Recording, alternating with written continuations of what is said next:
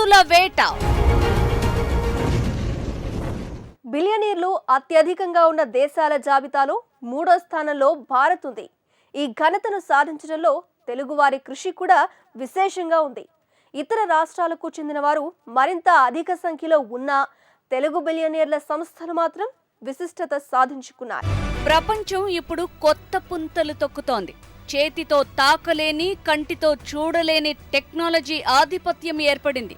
కొన్నేళ్లుగా అమెరికా, చైనాలు అదే బాట పట్టాయి. వందల సంఖ్యలో బిలియనీర్లను సృష్టించాయి. వాటి తర్వాత 3వ స్థానంలో ఉన్న భారత్ మాత్రం నేటికి సంపద సృష్టి ప్రధానంగా సంప్రదాయ పరిశ్రమల ద్వారానే జరుగుతోంది. తాజాగా హురున్ గ్లోబల్ రిచ్ లిస్టులోనూ ఇదే అంశం వెల్లడైంది. ఒక 4 దశాబ్దాలుగా దేశంలో చోటు చేసుకున్న సరళీకృత ఆర్థిక విధానాలు ఇప్పుడు తమ ఫలితాలను అందిస్తున్నట్లుగా ఉంది.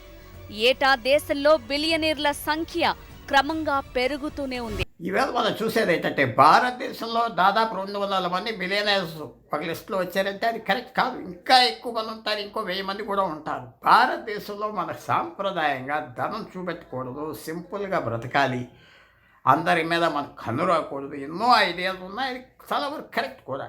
ఇంకోటి కూడా చాలామంది ధనవంతులు ఎదరువాటి రెచ్చిపోకూడదు, మన ఆస్తి జాగ్రత్తగా దాచుకోవాలి, కన్స్పిక్యూస్ కన్జంప్షన్, ఖర్చు కనపడేటట్టుగా మాత్రం ఖర్చు పెట్టకూడదు, చాలా కేర్ఫుల్గా ఉండాలని చాలామందికి సాంప్రదాయంలో వచ్చిన ఆస్తి వాళ్ళు దాచుకుంటారు. కొత్త ధనం వచ్చిన వాళ్ళు మాత్రం బయటపడిపోతారు. వాళ్ళ ఖర్చు, వాళ్ళ జల్సా అంతా అందరికి తెలియాలి కాబట్టి పడతారు. ఆ 2009లో చాలామంది భారతీయ బిలియనర్స్ అలాంటి వాళ్ళే. అందువల్ల ఈవేళ ఇదంతా ఎందుకు వచ్చారంటే బయటికి గత 20-25 సంవత్సరాలు బట్టి రిఫార్మ్స్, మార్పు, ఆర్థిక వ్యవస్థలో థియరీస్ అని పాత థియరీస్ పోయినాయి. పన్నులు ఎక్కువ ఉన్నాయి, పన్నులు తగ్గించారు. కంపెనీల మీద పన్నులు తగ్గించారు. కంపెనీలకి ఎన్నో వాళ్ళకి కన్సెషన్స్ ఇచ్చారు. ఎందుకంటే ఈవేళ గవర్నమెంటే ఉద్యోగాలు ఇవ్వలేకపోతున్నారు, ప్రైవేట్ కంపెనీలు ఉద్యోగాలు ఇవ్వగలరు. ఆ థియరీతో కంపెనీలకి, ధనం ఉన్న వాళ్ళకి ఇన్వెస్ట్మెంట్ చేసుకోవటానికి పన్నులు చాలా వరకు తగ్గించారు. కాబట్టి వచ్చిన ఆదాయాన్ని వాడుకుంటున్నారు, పెంచుకుంటున్నారు. సో అందువల్ల ఎక్కువ మంది ధనం వచ్చింది. పేద కేటగిరీలో ఉన్న వాళ్ళకి ప్రభుత్వాలు ఏం చేస్తున్నారంటే వాళ్ళకు ముఖ్యంగా రేషన్ ద్వారా వాళ్ళు నచ్చజెప్పి, ఒప్పజెప్పి పరిస్థితి తీసుకొచ్చారు. ఇళ్ళని లేకపోతే రేషన్స్ అని ఇచ్చి వాళ్ళని ఒప్పిస్తున్నారు. కాబట్టి ఏం ఆందోళన, నిజమైన ఆందోళన రావట్లేదు. ఒక 40-50 సంవత్సరాల క్రితం ప్రపంచంలో ధనవంతుల మీద వ్యతిరేకత విపరీతంగా ఉండేది. కాబట్టి వాళ్ళు కనపడేవారు కూడా కాదు. ఈవేళ ప్రజల్లో కూడా సైకాలజీలో మార్పు వచ్చింది. ఒక ధనవంతుడు ధనం ఎలా సంపాదించాడో అక్కర్లేదు, ధనం చూడగానే ఆయన్ని చాలా అడ్మైర్ చేసి గౌరవిస్తారు. తాజాగా హురున్ గ్లోబల్ రిచ్ లిస్ట్ వెల్లడైంది. దీని ప్రకారం దేశంలో 209 మంది బిలియనీర్లున్నారు. వీరిలో 10 మంది తెలుగువారు కావటం ఓ విశేషం. వీరితో పాటుగా వీరి కుటుంబాలు కూడా దశాబ్దాలుగా ఈ విధమైన పేరు ప్రఖ్యాతులను సాధిస్తూనే ఉన్నాయి. కొన్నేళ్లుగా కొత్తవారు మాత్రం పెద్దగా వెలుగులోకి రావటం లేదు. విదేశీ బిలియనీర్ల సంపద లక్షల కోట్లలో ఉంటే వీరి సంపద మాత్రం వేల కోట్లలోనే ఉంటోంది. మన బిలియనీర్ల విషయానికి వస్తే దివి స్లాబ్స్కి చెందిన మురళీ దివి కుటుంబం సంపద 54,000 కోట్ల రూపాయలు. మన దేశంలో ర్యాంక్ 20, ప్రపంచ ర్యాంక్ 385. అరబిందో ఫార్మాకు చెందిన పివి రాంప్రసాద్ రెడ్డి కుటుంబం సంపద 22,600 కోట్ల రూపాయలు. మన దేశంలో ర్యాంక్ 56, ప్రపంచ ర్యాంకు 1,096. సంపదలో, ర్యాంకులో వీరి మధ్య 50% తేడా ఉంది. హెటిరో డ్రగ్స్ కి చెందిన బి పార్థసారథి రెడ్డి కుటుంబం సంపద 16,000 కోట్ల రూపాయలు. దేశంలో ర్యాంక్ 83, ప్రపంచ ర్యాంకు 1,609. డాక్టర్ రెడ్డిస్కు చెందిన కె సతీష్ రెడ్డి కుటుంబం సంపద 12,800 కోట్ల రూపాయలు. దేశంలో ర్యాంక్ 108, ప్రపంచ ర్యాంకు 2,050. ఇదే కంపెనీకి చెందిన జీవి ప్రసాద్, అనురాధల సంపద 10,700 కోట్ల రూపాయలు. దేశంలో ర్యాంకు 133, ప్రపంచ ర్యాంకు 2,238. ఎంఈఐఎల్కి చెందిన పి పిచ్చిరెడ్డి సంపద విలువ 10,600 కోట్ల రూపాయలు. దేశంలో ర్యాంకు 134, ప్రపంచ ర్యాంకు 2,383. మై హోమ్ గ్రూప్ కు చెందిన జూపల్లి రామేశ్వరరావు కుటుంబం సంపద 10,500 కోట్లు. దేశంలో ర్యాంకు 138, ప్రపంచ ర్యాంకు 2,383. ఎంఈఐఎల్ కు చెందిన పివి కృష్ణారెడ్డి సంపద 10,200 కోట్లు. దేశంలో ర్యాంకు 140, ప్రపంచ ర్యాంకు 2,383. ఎంఎస్ఎన్ ల్యాబ్స్ కి చెందిన ఎం సత్యనారాయణ రెడ్డి కుటుంబం సంపద 9,800 కోట్లు. దేశంలో ర్యాంకు 143, ప్రపంచ ర్యాంకు 2,530. నాట్కో ఫార్మాకు చెందిన వీసీ నన్నపనేని సంపద 8,600 కోట్లు. దేశంలో ర్యాంకు 164, ప్రపంచ ర్యాంకు 2,686. ప్రపంచ సరళీకృత విధానాల వలన ప్రపంచ బిలియనీర్ల జాబితాలో 3వ స్థానంలో భారతీయులు, అలాగే ప్రపంచంలో 209 బిలియనీర్ల స్థానంలో 7 ఆంధ్రప్రదేశ్కి చెందిన వాళ్ళు అయినందుకు గర్విస్తూ, ఈ విధానాల వలన సామాన్యుని స్థితిగతులు ఏ విధంగానూ మారకుండాను 3 ఫార్మా రంగానికి చెందినవారు, 4 ఇన్ఫ్రాస్ట్రక్చర్ విభాగానికి చెందినవారు ఆంధ్ర రాష్ట్రం నుంచి పెరిగిన విధానాన్ని కనుక మనం నిశ్చితంగా గమనిస్తే, ఈ కరోనా పాండమిక్ సిచ్యువేషన్లో బ్యాంకుల యొక్క ఆర్థిక స్థితిగతులు ఏ విధంగా ఉన్నాయో, దానివల్ల ప్రజల యొక్క ప్రయోజనాలు ఏంటో చూసుకుంటే, ఈ సరళీకృత విధానాల వలన ఉన్నవాడు ఇంకా పైకి ఎదిగే స్థాయి నుంచి లేనివాడు ఏ విధంగా అధోగతికి వెళ్తున్న స్థితిని మనం నిశ్చితంగా గమనించవచ్చు. ఇక్కడ బ్యాంకింగ్ రంగానికి పబ్లిక్ సెక్టర్ ఎప్పుడైనా లాసెస్ కనుక ఎంకర్ చేస్తే వాళ్ళకి ఏ విధంగా వెసులుబాట్లు ఇస్తున్నారో అవి ఏ విధంగా పునరుద్ధరించబడుతున్నాయో మనం గమనిస్తే, అదే ప్రైవేట్ రంగ వ్యవస్థలకు వచ్చేసరికల్లా అవి ఏ విధంగానూ పునరుత్తేజం చెందడానికి ఏ విధంగా ప్రభుత్వ రంగ సంస్థలు కానీ బ్యాంకులు కానీ సహాయ సహకారాలు అందిస్తున్నాయో, దానివల్ల ఏ విధంగా వాళ్ళు ఎన్హాన్స్ అవుతున్నారు అన్నదానికి ఇది ఒక తార్కాణం కింద చెప్పచ్చు. మనం ఇంకా మన చిన్నప్పుడు కనుక మనం టాటా బిర్లాల పేర్లు వినేవాళ్ళం. ఇప్పుడు ప్రజెంట్ సినారియోలో వాళ్ళని రీప్లేస్ చేస్తూ అంబానీ అదానీ పేర్లు వింటున్నాం గణనీయంగా. అండ్ వేరాస్ ఇక్కడ జూనియర్ అంబానీ స్థితిగతులను కనుక మనం నిశ్చితంగా గమనిస్తే, ఆయనకు వచ్చిన ఎనార్మస్ లాసెస్ని ర్యాపప్ చేయడానికి అంబానీ గారు తీసుకున్న ఆ కంపెనీల యొక్క స్థితిగతులు ఏ విధంగా మార్పులు చెందాయో, ఏ బ్యాంకింగ్ వ్యవస్థ కూడా దాన్ని పునరుద్ధరించడానికి ముందుకు రాని తరుణంలో ఎప్పుడైతే సీనియర్ అంబానీ గారు ఆ కంపెనీలను టేక్ ఓవర్ చేశారో, వాటికి బ్యాంకులు చేయూతనిచ్చే పథకాలని, అక్కడి నుంచి గణనీయంగా వాళ్ళలో వచ్చిన పెనుమార్పుల్ని చూసుకుంటే ఇది ఒక మచ్చుతునక్ కిందే చెప్పొచ్చు. దీనివల్ల స్థితిగతుల్లో మార్పులు, బిలియనీర్ స్థాయిలో మన భారతదేశం ఎదిగింది అన్నదానికి, మన భారతదేశం ఎప్పుడూ నిరంతరంగా అభివృద్ధి చెందుతూ ఉన్న దేశంగా పరిగణించబడుతున్న ప్రక్రియకి అనుసంధానం ఎప్పటికీ కుదరదని, ఉన్నవాడుగా పెరిగే ప్రక్రియకి ఏ విధంగా ఇది దోహదపడుతున్నాయి అనడానికి, ప్రభుత్వ విధి విధానాలు అనడానికి ఇది ఒక గొడ్డల పెట్టిగా నేను మాత్రం చెప్పదలుచుకున్నాను. 10 మంది తెలుగు బిలియనీర్లలో 7 మంది ఫార్మా రంగానికి చెందిన వారే కావటం ఓ విశేషం. మిగతా 3 ఇన్ఫ్రా, నిర్మాణ రంగాలకు చెందినవారు. ఈ 10 మంది మొత్తం ఆస్తి 1,65,900 కోట్లు. విదేశాల్లో ఒక్కో బిలియనీర్ ఆస్తి ఈ మొత్తానికి సమానంగా ఉంటోంది.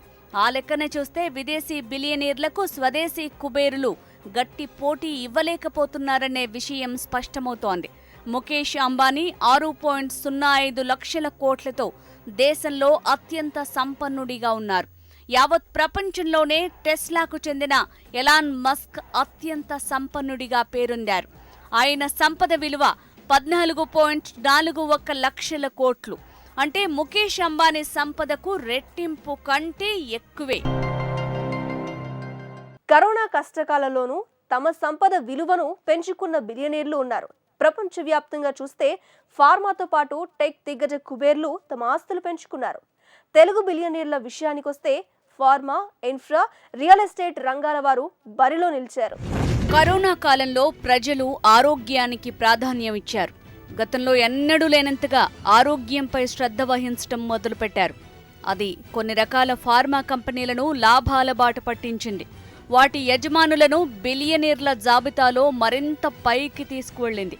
Work from home, online education కారణంగా టెక్నాలజీ కంపెనీలు కూడా లాభాలు సాధించాయి. బిలియనర్స్, కోటీశ్వర్లు అనే మాట మర్చిపోయి, ఈవేళ ప్రపంచంలో ఎక్కువ మంది బిలియనర్స్ ఫార్మసీ కంపెనీలు, డ్రగ్ కంపెనీలు, ఇన్ఫో, సాఫ్ట్వేర్ ఈ సిస్టంలో వచ్చి అతిగా వాళ్ళ ఆస్తులు పెరిగిపోయినాయి. అంటే ఇంత చెడ్డ కాలంలో వాళ్ళు ఎలా బాగుపడ్డారు?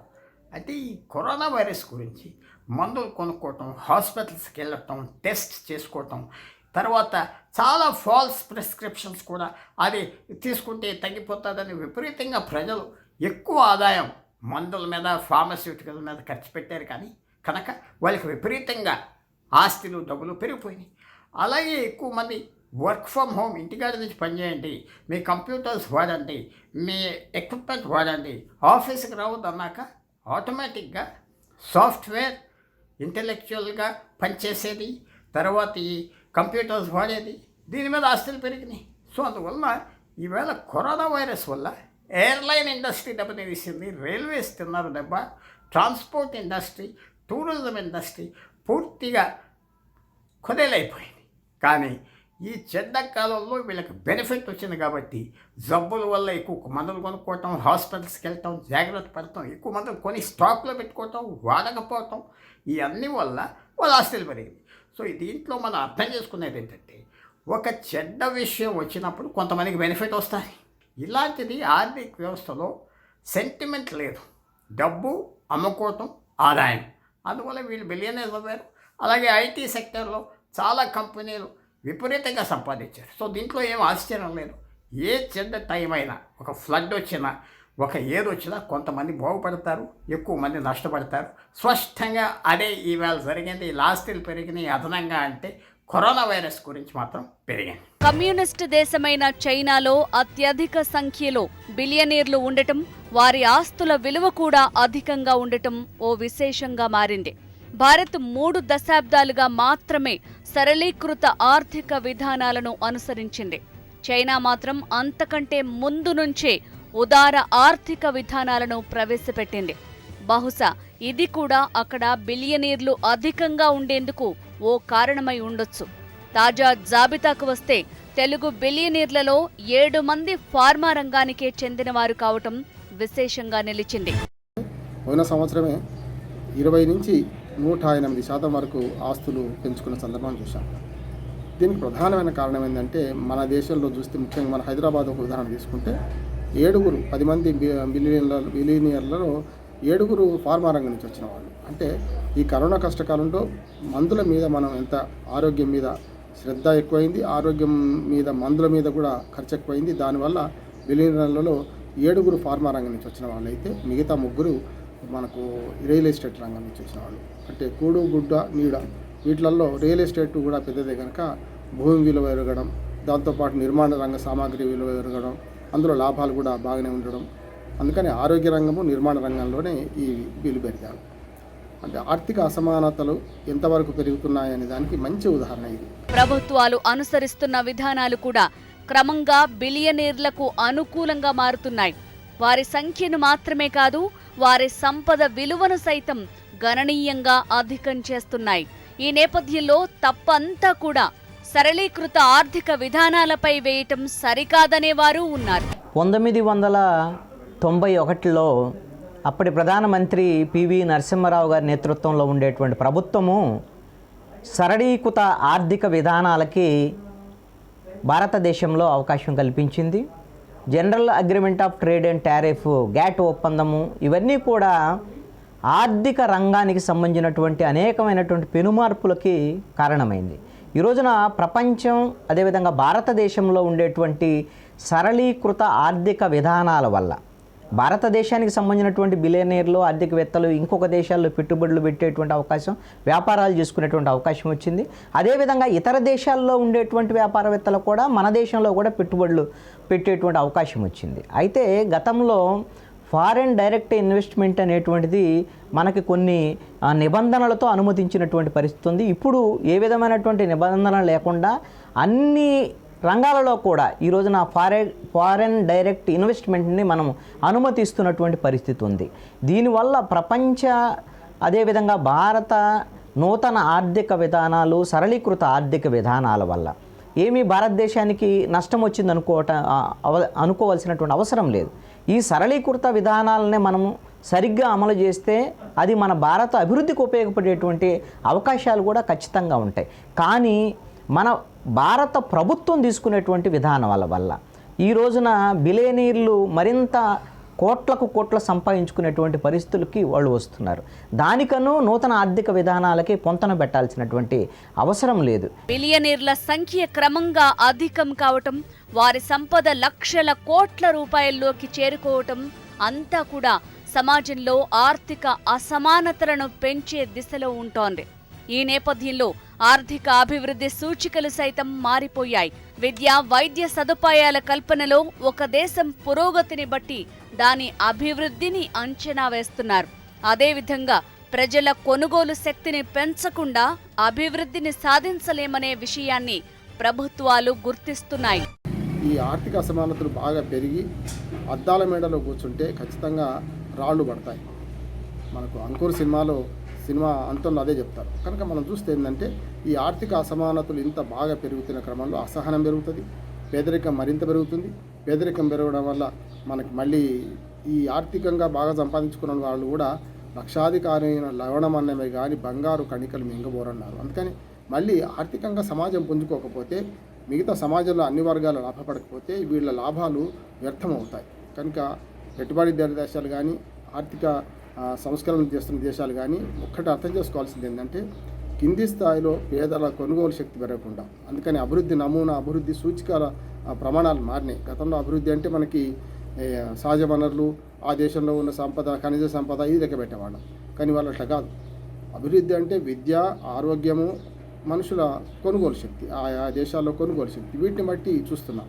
అట్లాంటప్పుడు కొనుగోలు శక్తి నశించి విద్యా ఆరోగ్యాల పట్ల అశ్రద్ధ వహిస్తే మళ్ళీ మొదటికే వస్తుంది. అందుకని బిల్ గేట్స్ లాగా ఈ కుబేరులందరూ, నా సలహా ఏంటంటే ఈ కుబేరులందరూ కూడా సమాజంలో ఆరోగ్యం మీద, విద్య మీద బాగా సంఘసేవ చేయాల్సిన అవసరం ఉన్నది. అప్పుడు మాత్రమే మిగతా రంగాలు బాగుపడడానికి వీలవుతుంది. బిలియనీర్లుగా ఎదగాలని అనుకోవడం, అలా ఎదగడం తప్పేమీ కాదు. అదే సందర్భంలో సంపాదించిన ఆస్తుల్లో అధిక భాగాన్ని విరాళంగా ప్రకటిస్తున్న వారిని ఆదర్శంగా తీసుకోవాలి. వ్యక్తిగత సంపద పోగుపడ్డం వెనుక సమాజంలోని మరెంతో మంది వ్యక్తుల శ్రమ ఉందనే విషయాన్ని గుర్తించాలి. అప్పుడు బిలియనీర్ల జాబితాలే కాదు, విరాళాలు అధికంగా ఇచ్చేవారి జాబితాలు ప్రాచుర్యంలోకి వస్తాయి. ఇది వాటి బర్నింగ్ టాపిక్. మరో ఎపిసోడ్లో మళ్ళీ కలుద్దాం.